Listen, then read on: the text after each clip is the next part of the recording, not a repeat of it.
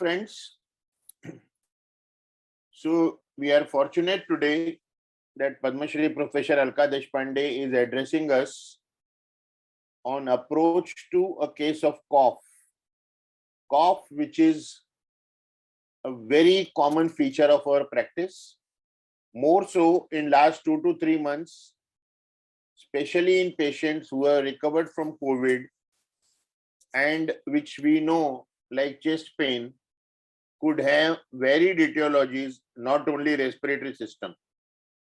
So I welcome Alka ma'am and I hand over all of you to Alka ma'am's experienced expert teaching. Ma'am, welcome. Thank you, Dr. Asrani. Shall I start? Yeah, please. Okay. And good afternoon to all the participants. We are going to discuss cough. The main emphasis will be on dry cough. So what is cough? Cough is a protective reflex. It is a reflex which protects us. Without a cough reflex, because as you all know, that the trachea is anterior and just behind the trachea is the esophagus. The hypopharynx is common to airway as well as esophagus. And therefore, whenever we are swallowing, the epiglottis will close the larynx, will close the airway, and then our morsel will go down to the esophagus. If it happens the other way, the part of the morsel will go into the airway, and then if it goes down, if we don't have a cough reflex, it will go down and cause atelectasis. So cough is a protective reflex. Without a cough reflex, we are at a risk of retention of airway secretions. Airway secretions, as you all know, right from the upper airway tract to the tracheobronchi, to the bronchioles, there is something like a lubricant or a mucus secretion. Now, these secretions are also driven away by cough. Aspiration is prevented, as I just explained to you. Aspiration of food or aspiration of any material which is supposed to go down in the esophagus is prevented by cough reflex. The predisposition to the infection is also prevented by cough reflex. Otherwise, it will cause atelectasis. So we are protected against atelectasis by cough. When we say it is a cough reflex, what is the stimulus? The stimulus is chemical stimulus or it could be mechanical stimulus. What is the chemical stimulus? We all know that various chemicals can cause this cough reflex. It has been experimentally shown that if we use capsaicin, then we can invoke the cough reflex. So any chemical of any type which is an irritant to the pharyngeal mucosa will cause cough reflex so as to throw out that chemical and protect you. The mechanical causes are like dust particles or food particles. As they go in the pharynx or hypopharynx, they will be thrown out by cough reflex. So the stimulus is chemical or mechanical. What are the afferent nerves for this cough reflex? Afferent is sensory nerve endings which richly innervate pharynx, larynx, bronchi, terminal bronchioles, lung parenchyma.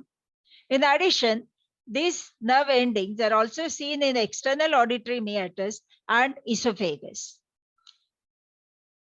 Which is the afferent path of this stimulus? The afferent part goes along with the vagus nerve. What is the center? Center is again, it goes, the stimulus reaches via vagus to cough center in the brainstem. It is actually supposed to be located in the nucleus tractus solitarius. What is the efferent? The efferent causes it involves various muscles, and these muscles undergo involuntary muscle contractions. What happens? There is a vocal cord which adducts. So there is temporary closure of the upper airway. Then the expiratory muscles, they contract. The bronchial smooth muscles contract. The oropharyngeal muscles contract. So what is with, it is a forced expiration It is such a forceful expiration that we want to throw out that irritant from our hypopharynx. And what is the motor pathway? The motor pathway is again vagus, and also there is a control which is through cortical pathways. As you all know, when you are coughing, for a second you can stop it voluntarily. If you are talking to somebody, you can stop your cough for a minute. So that is the cortical inhibition. So there is a afferent, there is a center, and there is a efferent. Afferent and efferent via vagus nerve, and also there is a cortical control of this cough reflex. What are the types of cough that we see? There is a wet cough. What is wet cough? It is productive cough. What is the production or what is the product? It is the mucus. So there could be an inflammatory exudate. Either it is just a mucus because there is mucus secretion in the respiratory tract. So it could be just a mucoid secretion which we throw out, or it could be inflammatory exudate. And then because of the infection, the color of this expectoration changes. Either it is yellowish green, or if it is an infection with organisms like Pseudomonas, it will be greenish. So this cough, which is a productive cough, there is an expectoration. We call it as a wet cough. As against that, there is a dry cough. There is an irritation of the throat, and then that irritant, to throw out that irritant, there is we cough. We cough and cough and cough. Hardly there is any sputum. So that is called as a dry cough. There is no sputum, or if at all, there is a very scanty mucus. Just imagine there is a small mucus plug which is blocking the bronchi or bronchiole, and you want to clear that bronchiole, and therefore you are coughing to get cleared of that small mucus plug. Till that mucus plug comes out, you are coughing.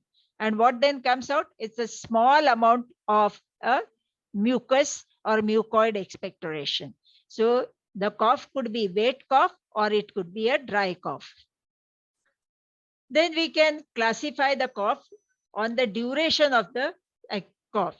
If the duration is less than 3 weeks, we call it as acute cough.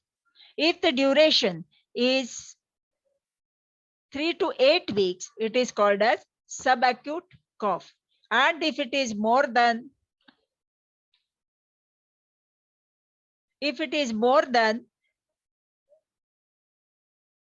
8 weeks, then we call it as a chronic cough.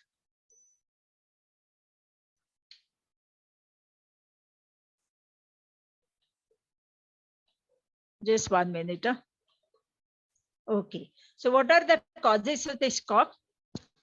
See, for any disease, we all have learned that the causes can be classified as inflammation, degeneration, neoplasm, and then depending on the system, you can, if you're talking about brain and hemiplegia, we say vascular causes. But in general, the causes can be divided as inflammation. Now, all of us know that inflammation is caused by infection. However, you also know that there could be non-infective inflammation. The common example is rheumatoid arthritis. There is an inflammation, but it is not infective. Okay, so it is non-infective inflammation. There are many such causes of non-infective inflammation. So inflammation subdivided as infective and non-infective. Neoplasm. Now there is no degeneration in the respiratory system, and therefore we talk about neoplasm. Neoplasms are subdivided as benign and malignant. We will go into this in detail in the next slide. Then there are certain drugs which cause cough. Which are these drugs? The ACE inhibitors. Okay. Then cough is a variant of certain syndromes. For example, cough is predecessor of asthma. So it is cough variant of asthma. GERD, gastroesophageal reflux disease. It may be because of postnasal drip. And there is also a cough which is persistent after any viral infection, and that we call it that as post-viral tussive cough. Lastly, when we have ruled out all these causes, then we say it is idiopathic, but in most of the idiopathic cough, it is psychogenic. There is some stress which is acting, and therefore it is a psychogenic cough.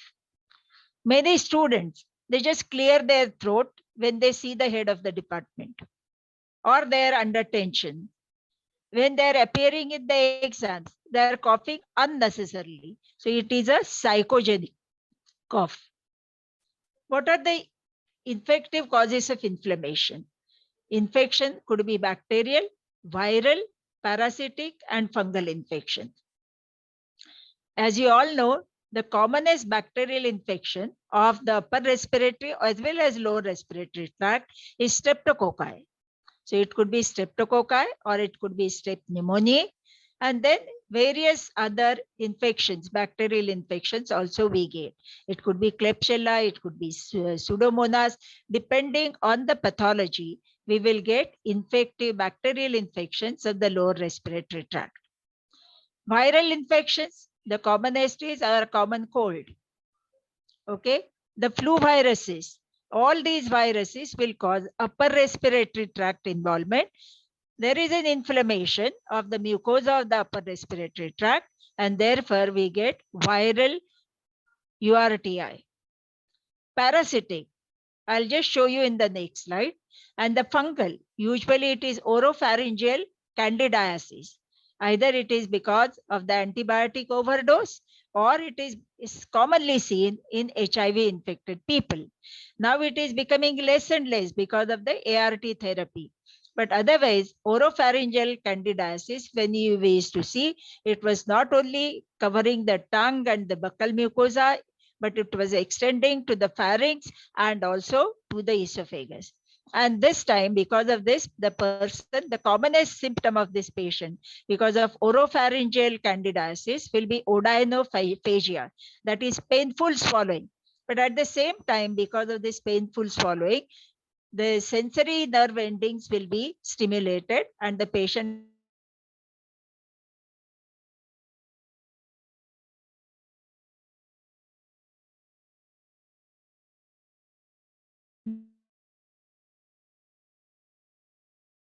smokes. These are non-infective inflammation. We all are very familiar with smoker's cough.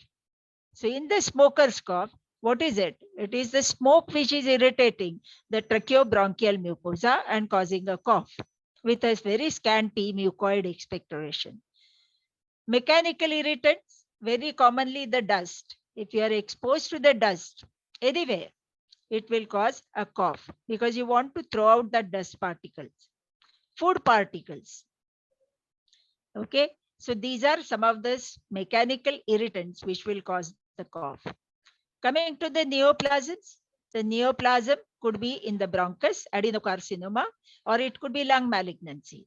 Of course, there will be this other symptoms which will be present, but if the bronchial adenoma or bronchial carcinoma is obstructing the bronchus, then there will be irritating cough. Later on, if it is a carcinoma, the patient will develop hemoptysis, he will start losing weight, and all other systemic manifestations of malignancy. So bronchial and lung malignancy. But at the same time, also remember, if there is some compression from outside on the bronchus and the bronchi are narrowed, or there is an extraneous obstruction, that also will cause irritating cough, like mediastinal masses. So in neoplasms, when we talk benign neoplasms, which are these benign cases? Mediastinal lymph nodes. Commonly we see mediastinal lymph nodes because of tuberculosis and sarcoid. Then the retrosternal goiter. Many a times we find there is a retrosternal goiter which is quite big, and that will cause a compression of the trachea and will cause a cough. Malignant neoplasms, adenocarcinoma, bronchi, lungs. But most important that we see mediastinal mass because of Hodgkin's lymph node and because of non-Hodgkin's lymphoma. So please remember that. Then we come to the drugs, and the commonest drug which causes incessant cough is ACE inhibitors. Now, ACE metabolizes bradykinin. Now, when we use ACE inhibitors, this bradykinin accumulates and that sensitizes the sensory nerve ending and causes severe cough. I remember long time back, the managing director of Balmohan High School was sitting in front of me. He complained to me about this dry cough. I took the history and I told him enalapril is the culprit. So he said, okay, he will stop it. And he was leaving my office. I just went to reach him to my office door. And he had such a bout of cough that he literally fainted. He had a syncopal attack because of this excessive dry cough. So ACE inhibitors are main culprit in the drugs which cause a dry cough. Bacterial infections usually cause lower respiratory tract infection. Now, being bacterial infections, they will cause little fever, there will be infective inflammation, and therefore there will be sputum production. And therefore, the cough will be wet cough or a productive cough. Viral upper respiratory tract infection, or what we call it as URTI, there will be mild fever, there may be chills, there will be sore throat and cough. I told you about parasites. And if you remember, in good old days, the children coming with cough, the first treatment the pediatrician used to give was deworming. Because when you ingest the roundworm ova, they go into the intestines. There they mature and larvae are released. These larvae penetrate the intestinal wall and through circulation, they reach the respiratory tract, they reach the alveoli. From the alveoli, they travel up the bronchus to the pharynx, and from the pharynx, they come to the esophagus. This is a stage in their life cycle. And finally, from the esophagus, when they come to the intestine, there they mature. So the ova we ingest from the infected soil, goes to the intestinal tract. But in the life cycle, these larvae travel from the intestinal tract to the respiratory tract and from the bronchus to the pharynx to the esophagus. So when they are passing from the pharynx to the esophagus, there is a irritation of the sensory nerve ending and this causes cough. Roundworm is the commonest cause, parasitic cause of this cough. But whenever a child comes with the cough like this, which is persistent or a dry cough, it is better policy to do the deworming. Fungal, I told you about oropharyngeal candidiasis. Now, let us go concentrate more on the dry cough. Post-viral tussive syndrome. As you all know, that after any viral upper respiratory infection, many people just keep on coughing. It is absolutely dry, irritating cough, but they cough. We don't know what is the cause, and therefore we call it as a post-viral tussive syndrome. That means it is a cough syndrome. Okay, but it is some way connected to the viral infection and viral inflammation of the pharyngeal mucosa. Post-nasal drip, which is very commonly seen. What is post-nasal drip? Either the patient has chronic sinusitis or there is some problem in the upper respiratory tract, like there is a chronic sinusitis, nasal polyp, or hypertrophy of the nasal turbinate, or there is something which is blocking the discharge from there. And then it goes to the nasopharynx. From the nasopharynx, there is all these secretions are dripping down on the posterior pharyngeal wall. So if you do a careful examination, you can literally see a mucoid or mucopurulent discharge, which is coming from the nasopharynx to the posterior pharyngeal wall. And that we call it as post-nasal drip, which is more when the person lies down. And then he gets the cough because it is irritant to the sensory nerve endings. Then there is a cough variant of asthma. This usually happens in the early stages of asthma. In the asthma, we all know that there is a bronchospasm and there is a respiratory wheeze. But even before that, because there is a bronchial edema, this patient gets cough and he starts coughing. Many a times it happens early morning. The patient wakes up with the cough continues, and later on he develops into asthma and he starts, that wheeze of asthma. So this is a cough variant of asthma. Smoker's bronchitis, the smoker is continuously smoking, and all those carbon atoms in the smoke, as well as the smoke itself, is an irritant, and that causes bronchitis. There is a inflammation and there is a hypertrophy of the mucus glands of the bronchi, which are secreting mucus, and therefore there is a cough with a scanty mucoid expectoration. GERD is gastroesophageal reflux disease.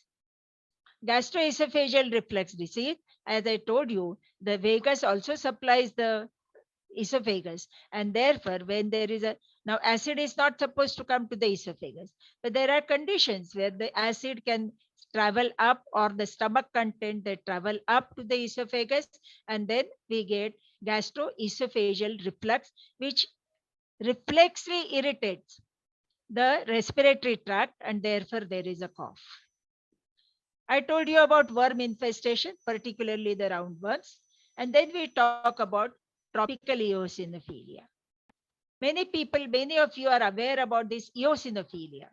But when we say tropical eosinophilia, be careful when we label tropical eosinophilia.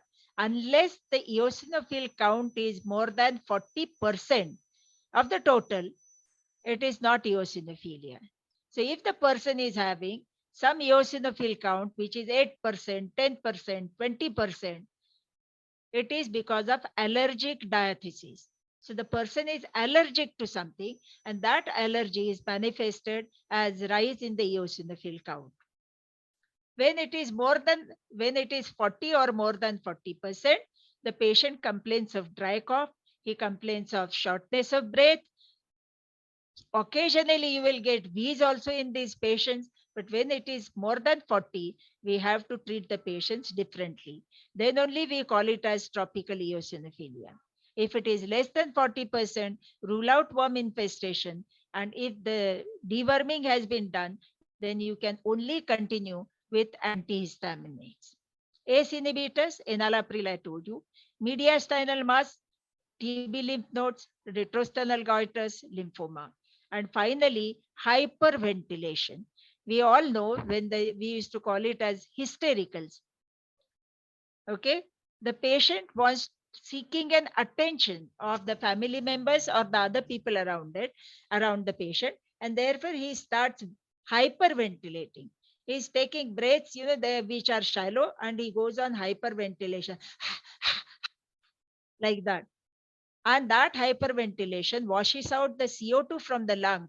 And we have seen patients who come with hyperventilation and land up with alkalosis. It is purely psychogenic. So if all other causes are ruled out, you have to also think of psychogenic cough and do a psychological evaluation of the patient.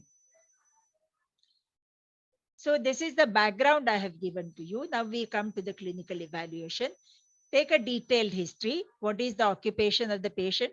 Whether he is getting exposed, the person is working in quarry, the person is working in the mines. Forget that. Nowadays, I mean, in Mumbai, there is so much construction work is going on that we who are not actually in that occupation, but my next door building is being constructed and I'm exposed continuously to the dust. So that history we have to take. And this can cause a chronic irritation. Smoking and various different types of smoke. A person working in a chemical factory, if he is not using his personal protection, then all those fumes and the chemicals will cause cough. Drugs, I told you. Now drugs, mainly it is ACE inhibitors, but also take the history of smoking illicit drugs, because this smoking of marijuana is rapidly increasing in our youngsters. And therefore, take a detailed history of drugs not only the medicinal drugs, but also these illicit drugs. And then inquire about the stress. It may be exam tension. Many people have lost their jobs during this COVID epidemic. So stress could be of any variety, and therefore just inquire into the stress. Also ask for recent viral infection. Ask for acid peptic disease, whether the patient suffers from acidity, obesity. Now, obesity, because of the obesity and because of the advancing age, this also remember that there is the esophagogastric sphincter, it relaxes. Obesity also causes relaxation of that sphincter. And because the sphincter is relaxed, the gastric contents, they come to the esophagus. Esophagus is not used to the acid of the stomach. So if it goes to the extreme extent, then we call it as a Barrett's esophagus. But otherwise, there is acid reflux which comes into the esophagus. We get retrosternal burning, and once we have that, we know this is GERD. But the GERD can manifest as cough because there is a reflex irritation of the tracheobronchial tree. So obesity, acid peptic disease, they lead to gastroesophageal reflux disease. Post-nasal drip, I have already explained to you. So please rule out paranasal sinusitis, nasal polyps, inflamed nasal mucosa. And therefore, examine the posterior pharyngeal wall carefully. And remember my teachers taking a swab from the posterior pharyngeal wall or the secretions that we used to see for the culture to find out what are the bacterial or invading organisms which are causing this post-nasal drip. So this will be the clinical evaluation. Investigations will be normal like CBC. If there is infection, which will show leukocytosis, otherwise look at the eosinophil count. More than 40 or more than 40% is tropical eosinophilia. Otherwise, it is worms and allergic diathesis. Just take an X-ray chest PA view to rule out if there is any mediastinal mass or if there is any chronic infection which is superimposed by this allergic diathesis and patient gets cough. X-ray paranasal sinuses. If at all it is indicated and you don't find anything, then only go for HRCT. Otherwise, it is not indicated in the dry cough. But if there is a mediastinal mass, yes, definitely we have to go for it because we want to know what is the nature of that mediastinal mass. If it is GERD, gastroesophageal reflux disease, then upper GI scopy, which will show us something like relaxation of the OG junction, which in simpler terms we used to call it as hiatus hernia. Then if we want to really, a research minded doctor will do what is called as esophageal pH monitoring. And nowadays we do this pH monitoring by introducing a radio transmitter capsule in the esophagus and the stomach and monitor it for 24 hours. So we monitor the pH in the esophagus, and by that we will know that this is GERD. What is the management? If it is acute cough, there is a bacterial infection, fever, chills, swollen tonsils, or there are lymph nodes in the neck, there are lymph nodes, then this is a bacterial infection and we have to treat it with antibiotics. We can use azithro, we can use amoxicillin, or we can use amox-clav combination, and paracetamol because of the fever. Okay. Acute viral URI. This only needs antipyretics and antihistaminics. Many a times, some people argue and say, to prevent the bacterial superinfection, we are giving antibiotics. This is not really warranted. If it is viral URI, let the patient do gargles and steam inhalation only twice a day, not more. And antipyretics and antihistaminics will take care of it. Only thing, you will have to continue antihistaminics for a longer period of time. Chronic cough more than 6 weeks, and we'll have to find out the cause, why there is a chronic cough, what is the pathology in the lung, and then we'll have to treat the cause of the cough. Asthma variant. How we will know cough is a asthma variant? And therefore, we'll have to do pulmonary function test and see the response of this patient to bronchodilators. So pulmonary function test will tell us about the obstructive part of it, and then we will know that cough is first manifestation of asthma. Post-nasal drip, I told you. Post-viral tussive syndrome, I told you. And the only treatment for all this will be antitussives. So in the antitussives, it is dextromethorphan, which is very much useful, and that should be given for a long time. You can also give anti-allergics or antihistaminics for these patients, and that, you know, of course, whenever it is indicated, then only you will give, particularly post-viral tussive syndrome. If it is GERD, we have to treat with antacids or proton pump inhibitors for a longer time, and that will take care of it. Otherwise, we'll have to subject the patient to the surgery. So asthma has to be treated as asthma. Cough as asthma variant, we have to treat it as asthma. Post-nasal drip, antibiotics. Post-viral tussive syndrome, antihistaminics and antitussives, and GERD with acid proton pump inhibitors. Coming to the worms, if we are suspecting, deworming. Tropical eosinophilia, hetrazan. This is the only indication. I mean, unless it is tropical, we don't use hetrazan. Hetrazan has to be given 300 milligrams per day for 3 weeks, 21 days. If it is because of ACE inhibitors, omit ACE inhibitors for 4 weeks and see the response. After omitting for 4 weeks, if the cough disappears, then it is because of the ACE inhibitors, and then we can use other antihypertensives. And finally, psychological evaluation. So this is briefly what is the management of various types of cough. I'm only covering the dry cough. The wet cough is a different topic altogether. And then we come to the present situation, that people coming with dry cough, and everybody is worried about SARS-CoV-2. After all, the SARS-CoV-2, it is a viral infection. So it will give flu-like symptoms. There will be mild fever. There will be body ache. There will be rhinorrhea. A very characteristic symptom is scratchy throat. He feels like scratching the throat. There is so much of irritation. And then there is a dry cough.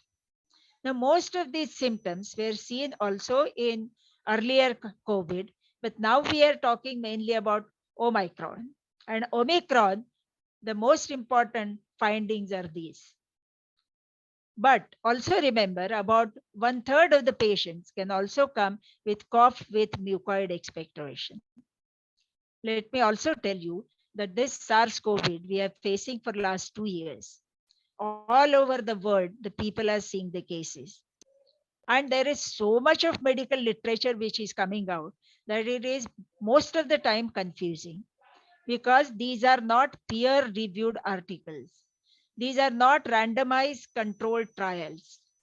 Anybody can get up and say about his experience of 20 cases of SARS-CoV-2 or 50 cases of this. So we have to go by the expert opinion who have formulated the opinion after studying thousands of cases. Okay, so in majority of the present Omicron infection which is going around, it is a viral infection, flu-like symptoms, mild fever, body ache, rhinorrhea, scratchy throat, dry cough is very prominent, and cough with mucoid expectoration seen in about 1/3 of the people.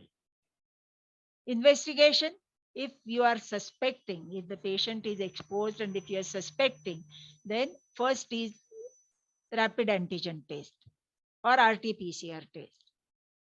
Then, I'll elaborate on this in my future other slides, next slide. So rapid antigen test and RT-PCR. Now this we were doing in 2020 and 21 when we were dealing with SARS-CoV-2. That virus was different, and today we have a mutated virus. So most of the guidelines will also tell you that there is no need of doing an antigen test also.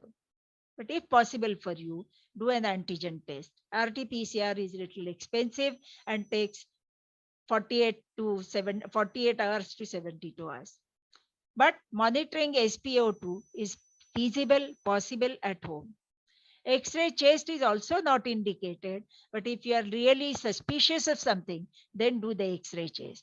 About CRP and HRCT, I'll discuss it along with the guidelines. Now we know that today we are classifying the patient as minimal asymptomatic or minimal symptomatic. And these are the government guidelines. So minimal symptomatic or asymptomatic patient, they will come with these symptoms. And the symptomatology is also varying. Today only I was reading that some patients. Madam, in the next slide, I have given more detailed. Okay. Yes. Go to the next slide. I divided this into two. Yes. So what I'm saying here, that the symptoms, there are various types of symptoms that we are getting. Somebody just comes with backache. Okay, there is no fever. Somebody just has fever which is 100, 99 to 100. Some people have some loose motions. Today only I was reading that some patients, from Bihar they have reported in our WhatsApp group, they are coming with leukoplakia. So this is also seen with Omicron. So our knowledge at present is limited, or it is evolving. As we are seeing more and more patients, we will see more and more symptoms. And therefore, decide whether it is minimal symptomatic or asymptomatic. Monitoring using a news 2. I'll come to this little later in the next slide. Now, this is actually, there is little overlap. If the patient is, okay, I'll take it to the next slide. So if it is minimal symptomatic or asymptomatic patient, if the patient comes with dry cough or there is a scratching in the throat, the best drug that is advised is budesonide 800 micrograms BD inhalation from 3rd to 5th day of the onset of the symptoms. Okay. So it is not advised right on day 1. Right on day 1, we are just giving paracetamol.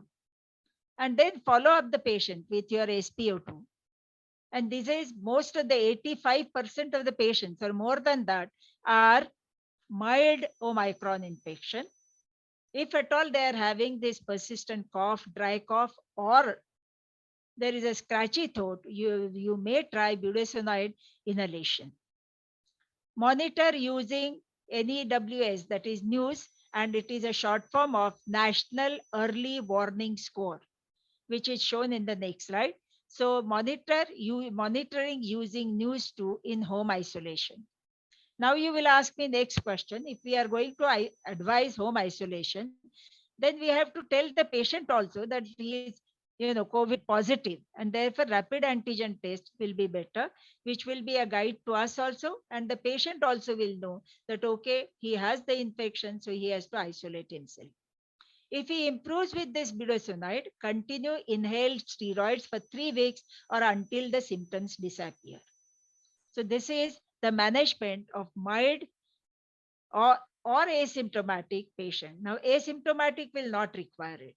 A symptomatic patient, that means having cough, dry cough, or irritation of the throat and the scratchy throat, there we can use budesonide inhalation.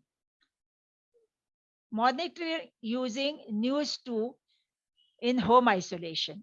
The patient is not improving with budesonide. What are the worsening signs? Unremitting fever. Unremitting fever.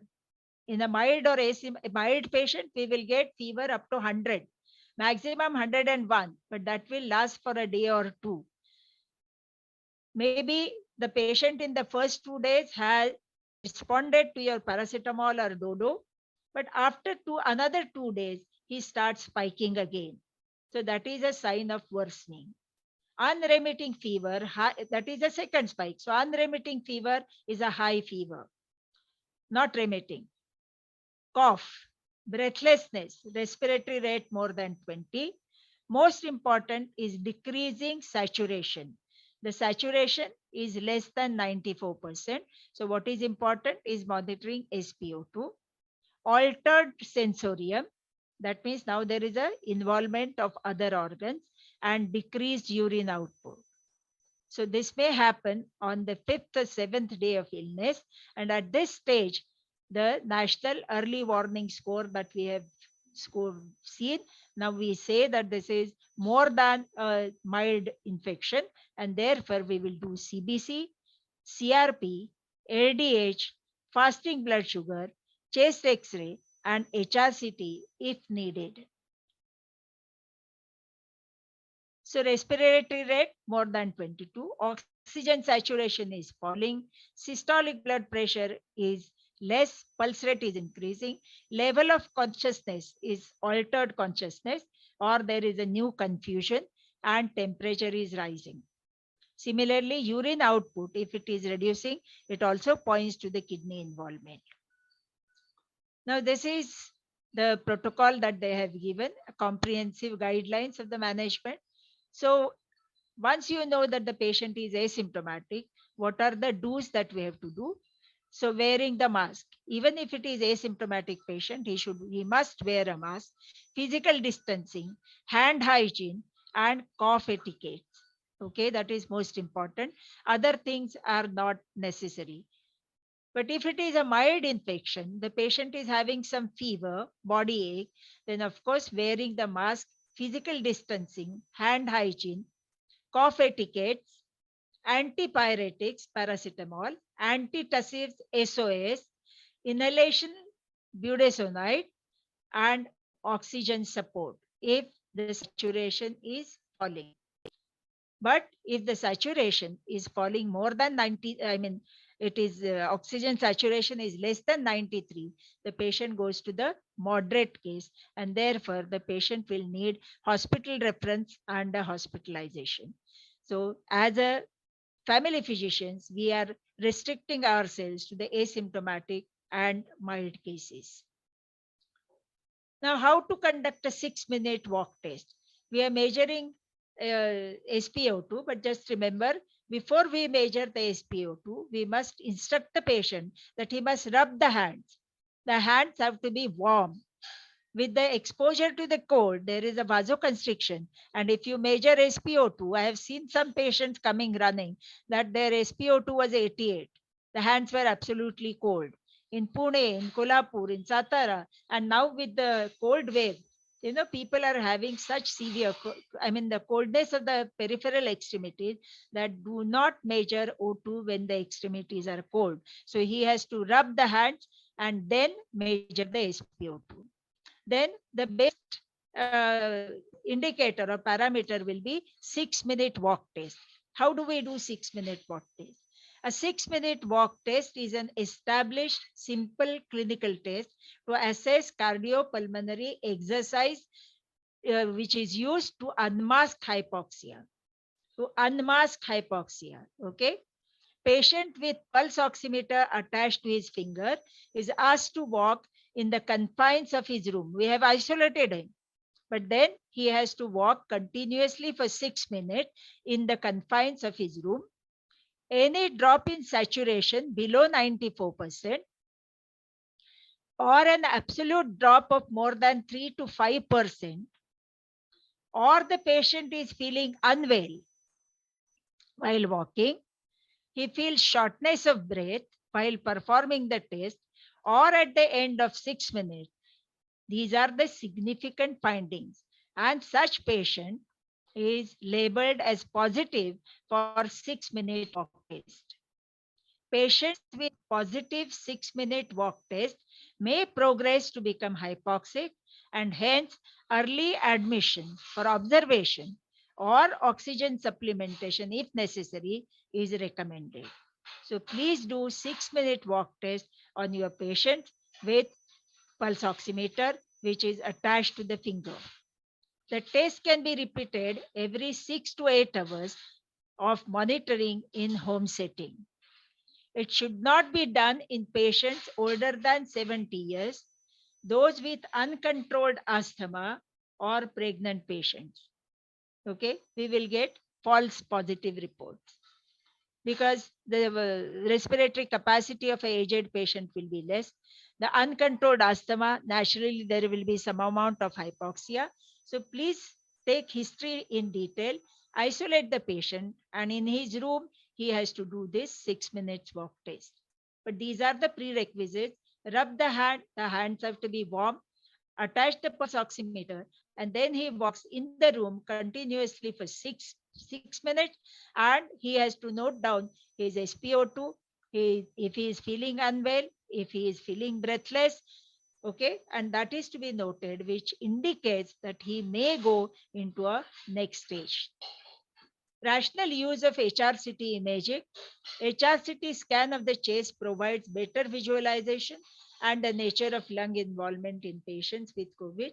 However, any such additional information gained from chest often has little impact on the treatment decisions. At present, treatment decisions are based almost entirely on clinical severity and physiological impairment. Therefore, physicians should be highly selective in ordering HRCT imaging in COVID-19 patients. Okay, so routine HRCT in your symptomatic or mild cases is not at all indicated. The patient coughs, but the cough disappears by the, becomes automatically, it is reduced by third to fifth day. After that, it may persist for about a week or two, but don't get alarmed and don't ask for HRCT. Nearly two-thirds of the persons with asymptomatic COVID have abnormalities on HRCT chest, which are non-specific. Okay, and therefore these people do not progress clinically. These are asymptomatic, so naturally HRCT is not indicated. And if we see some non-specific abnormalities, we are more confused and we are confusing the patient also. So please don't create this phobia. HRCT chest imaging done in first week of illness might underestimate extent of lung involvement, giving a false sense of security. So if at all, if the symptoms persist or worsen, then in the second week, we can ask for a HRCT. Correlation between extent of lung involvement by HRCT imaging of chest and hypoxia is imperfect. Many a times you find that the lung involvement is about 30 to 50%, but the oxygen saturation is maintained. Often your individuals with extensive lung involvement will not develop hypoxia, while elderly individuals with minimum or less extensive lung involvement are likely to develop hypoxia. So all these ifs and buts we have to remember, and therefore use our discretion before asking for HRCT. So unless the patient is worsening or there is a hypoxia, which is the better parameter of monitoring this COVID, and therefore we should only go by SpO2, the respiratory rate, and then depending on the warning signs we have discussed, the patient should be monitored. Radiation exposure due to repeated HRCT imaging may also be associated with risk of cancer in later life. So what is the meaning? That be judicious while doing HRCT. As I said, 85% to 90% of Omicron patients are today asymptomatic or mildly symptomatic. So don't do unnecessary HRCT unless it is indicated. And there are very few indications because the lung involvement and hypoxia, they don't match. And therefore we will go by SpO2 more than the HRCT.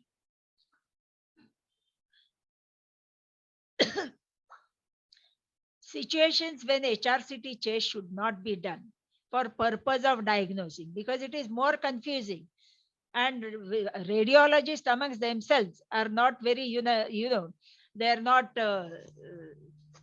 agreeing with one another, and you will get COVID score and whatnot, and therefore for purpose of diagnosing we should not do it, or for purpose of screening for COVID, that is not the case. Diagnosis should be done only by ICMR approved techniques, and that is, if at all you are doing do a rapid antigen. The test is not, the HRCT is not indicated in asymptomatic or mild cases of COVID, not required to initiate the treatment in COVID-19 patients with hypoxia and abnormal chest X-ray. So if there is a hypoxia, we have to initiate the treatment, but that doesn't depend on the HRCT. Not required to assess response to treatment. More often, the lung lesions show radiological progression despite clinical improvement. So as I have been saying all along, that HRCT is more confusing than helping us in diagnosing or management. So diagnosis will be all by physiological parameters. All right. Now we do CRP, but that CRP will be high in any inflammatory condition. Okay, so that also has to be used judiciously. So please, as family physicians, remember we are managing mild and asymptomatic patient. So all these tests are not warranted at the moment.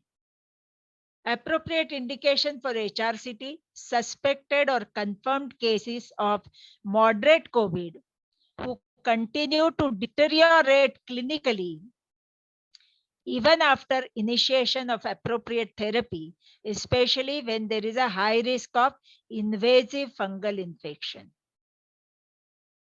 Treating physician may consider HRCT depending on the clinical assessment of the patient.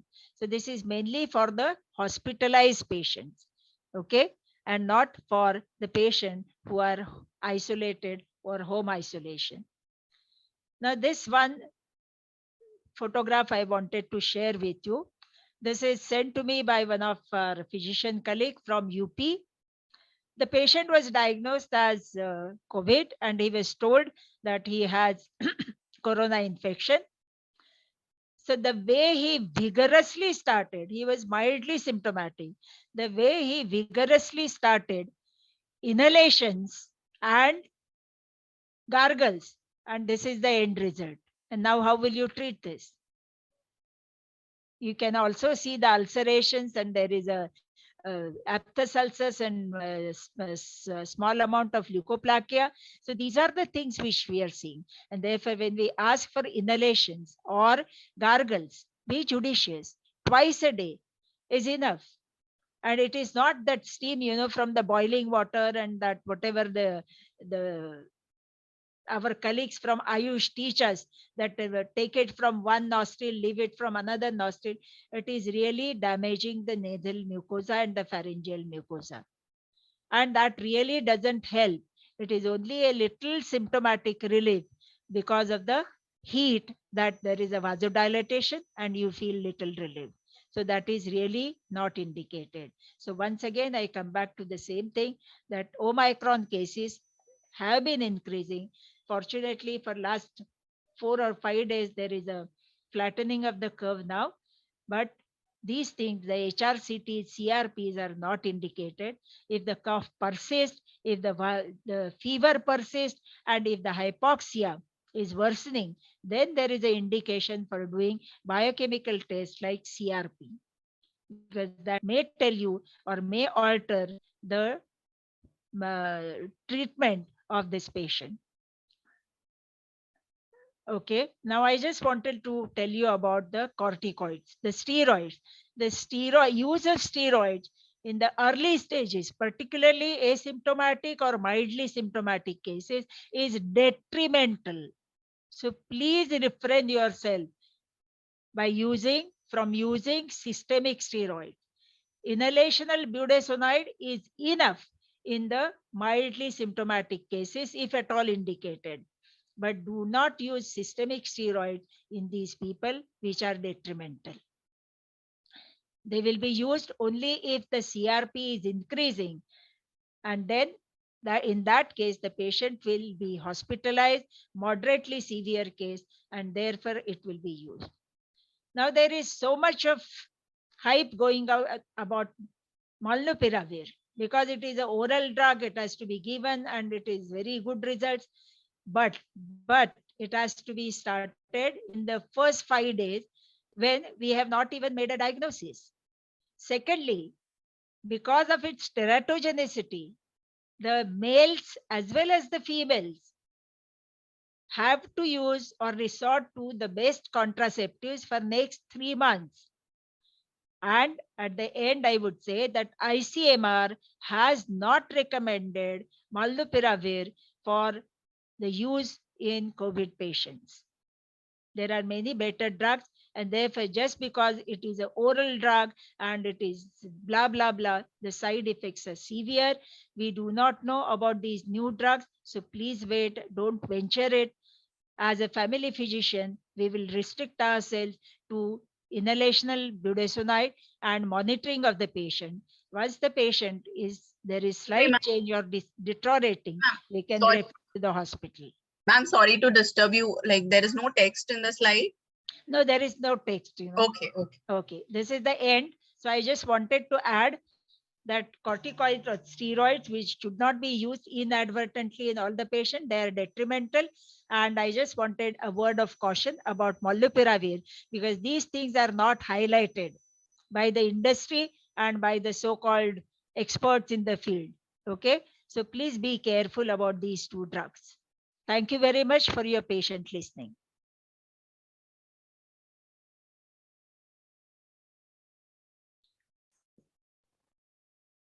That's all, Preeti. Ma'am, there are certain questions. Yes. Budesonide inhaler can be given in absence of wheezing. In absence of wheezing, if the patient, I mean, it is not indicated for wheezing. The role of budesonide inhalation is little, is not explained in detail, but it acts on the nasal mucosa. It may act also on the virus there, and therefore it is indicated in the mildly symptomatic but patient having dry cough, not otherwise, not in all cases. Dr. Shaila, your question is not pertaining to today's topic. And I think even ma'am will say it is a long discussion. Decreased urine output is due to dehydration or there are other causes? When does it warrant admission? It is see, It is a decreased full urine lecture output. only. Yes, yes. I mean, it is a different topic. Suppose if the patient is in a shock, or if his systolic blood pressure is low, or he is dehydrated, there are so many causes of reduced urine output. The first cause, as a family physician, you should rule out is whether there is a retention of urine. Okay, there is a bladder which is full up to the umbilicus, and the patient is passing hardly 20 cc of the urine. So first rule out if there is a retention due to any cause, particularly in the elderly people, prostatic enlargement, bladder dysfunctions in the diabetic patient. And then there are, it is a different topic. Here on the background of COVID, if the patient's urine output is decreased, or if his sensorium is, altered, means he doesn't become semi-conscious, he becomes drowsy, he becomes confused. So these are the early signs that the patient is worsening. Which is a better antitussive, codeine or dextromethorphan, or only antihistaminic is sufficient? See, previously we used to give codeine, but it is not really so effective. And then many a times the patient forms an addiction. Just little cough and he will start taking codeine. Nowadays it is not available it is not available, and if it is available, it is not without prescription. You used to get Linctus codeine, but nowadays nobody uses it. So it is antihistaminics for a little longer duration of time. Today with this pollution, that is the main cause of this cough, and we can give antihistaminics. Is 6-minute walk test not recommended anymore?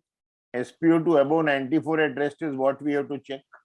No, as I said, that it unmasks the hypoxia. So at rest, the patient's SpO2 is normal, but with 6 minutes walk, if there is a hypoxia, that is an indication to observe the patient very closely, see for the drop in SpO2 and refer him to the hospital. It only indicates that he may need oxygen support. For post-COVID dry cough, only budesonide is sufficient or even antitussives can be given? Antitussives can be given. And let me also tell you that we have seen large number of the patients whose rapid antigen test or even RT-PCR has become negative after 7 days or 10 days. Within 10 days, he has become asymptomatic, but the cough persists for next 10 to 15 days. So don't get alarmed.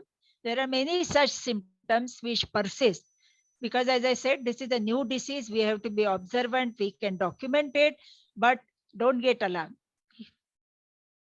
After COVID positive query Omicron, how long the patient will remain positive? Ma'am, I will answer this, then you give your views. Yes. See, Okay. even the government says no need to do retesting. 7-day isolation, Yes. then they can go out. In America, even if somebody is positive, 5-day isolation, no retesting, they can go out. Ma'am, now you can add. No, that I agree. That I agree. And then, there is lot of confusion with the RT-PCR test because it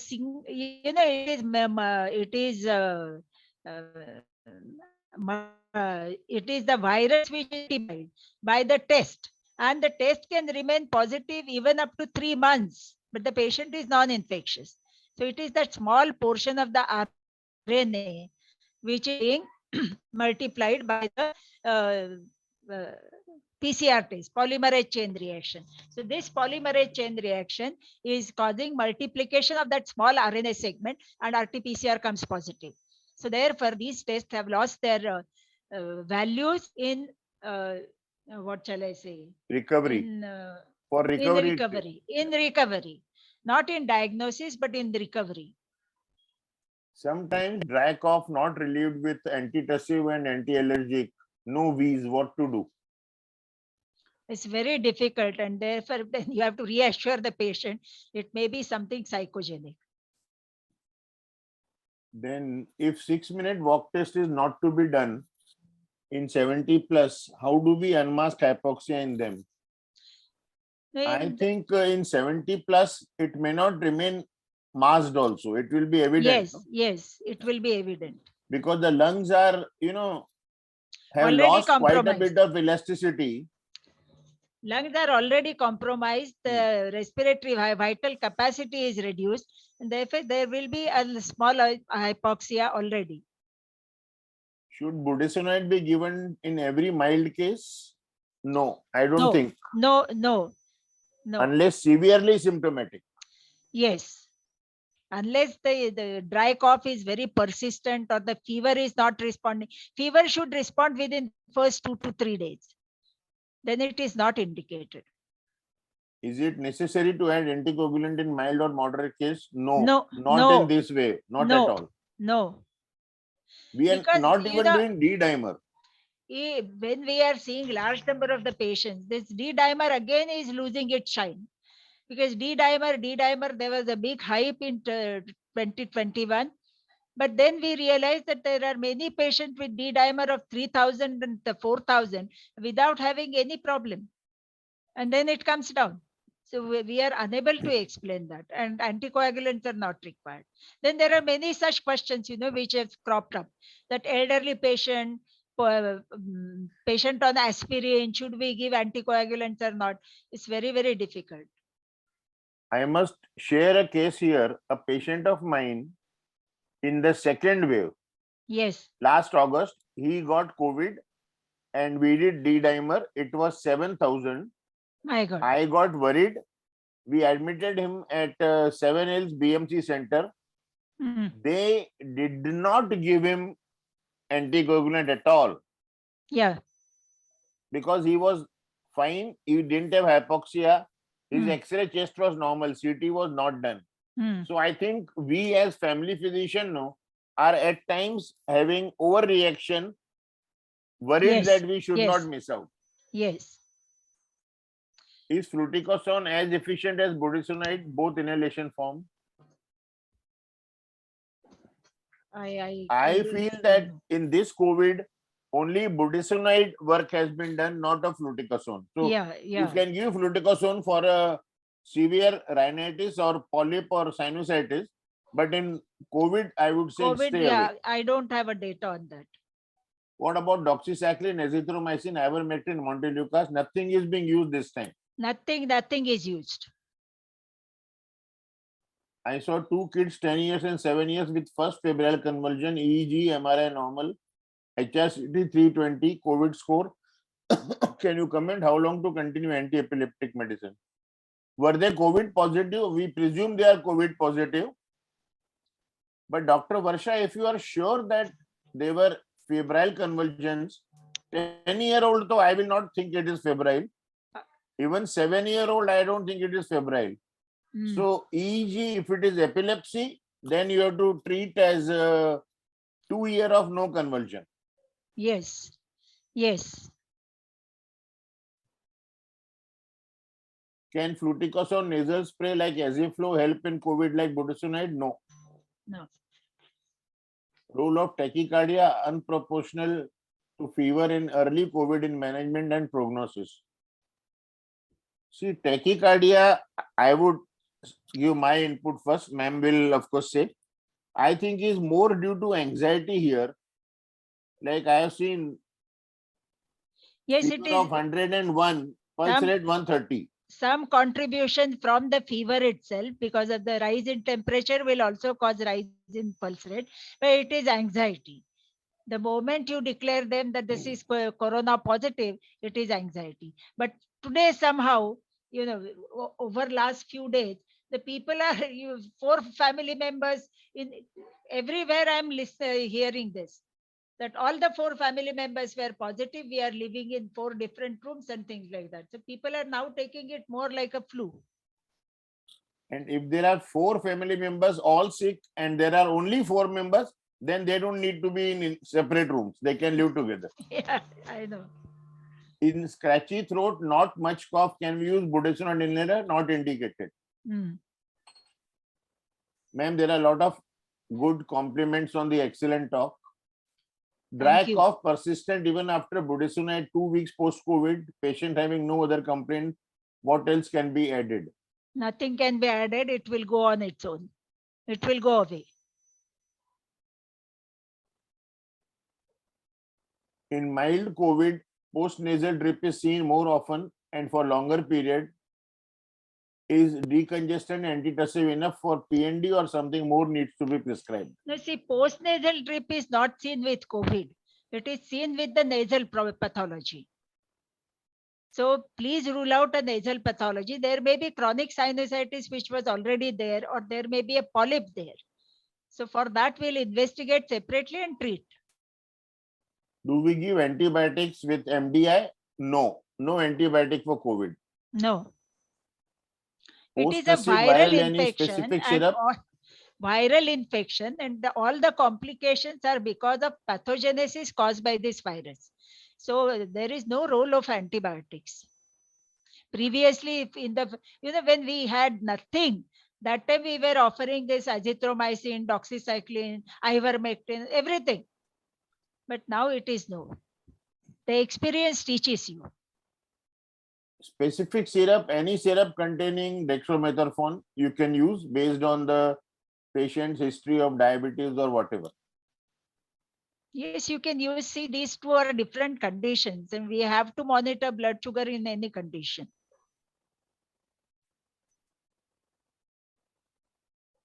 Antitussive or antihistaminic, which is giving better result? Dr. Aarti, generally both are available together. So I don't think, you have dextromethorphan alone. Yeah. So I think most this of the cough question cannot be pictures, answered. Yeah. antitussives are containing both.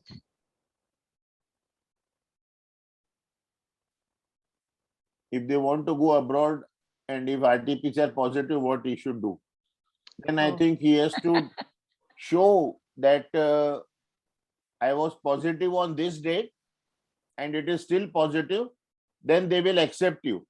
They accept even with positive RT-PCR. Yeah, because as I said, RT-PCR can remain positive for 3 months after the infection. Because it is a polymerase chain reaction, and it is a part of RNA, which is, if it is found, then you can get it. Today, there are reports that after giving mRNA vaccine, this mRNA is found in the lymph nodes for 60 days. So we are all evolving with this epidemics. Every day there is some new information. Some chest physician recommend Ben's Softules. How is it for dry cough? Dry cough, otherwise, yes, but not for COVID. In case D-dimer is high and elderly, have to wait for how long to come down? See, even in second wave, when they were giving treatment, a cardiologist had said, do not give more than a month. Yes. See, we have to weigh the risk and benefit. And then it becomes really tricky in these cases because we don't have a data. When Dr. Asrani said 7,000, my God, I said, that was the first reaction. The dilemma is quarantine period reduced to 7 days without differentiation of Omicron and Delta Wuhan. Dr. Suresh Nagdev, this is the indication that we are coming down to COVID being an endemic. Gradually, people will not do tests, they will not isolate. Yes. Even today, we have negative RT-PCR, all for having common cold. So we are coming to that, and I think it may be an indication that the epidemic is over. Let's pray to all that. Use of methylene blue, please don't. No. The British Prime Minister in the Parliament declared, and all these restrictions have been removed in UK. We were not responding to paracetamol. What is a good choice? Some are using nimesulide. Avoid nimesulide. I think you have to understand one thing, that even if fever comes down to 99.5, that is very good. And no fever will not reduce by full body sponging or a shower with warm water. So yeah, it will come down, and optimum pyresis is the answer. Apyrexia is not the answer. I agree. Yes. Thank you very much, ma'am. I think we'll take a leave. Enough time. Thank you. Thank you. And ma'am, Thank it you was all. wonderful having you with us. Thank you. Thank you. We'll take your leave.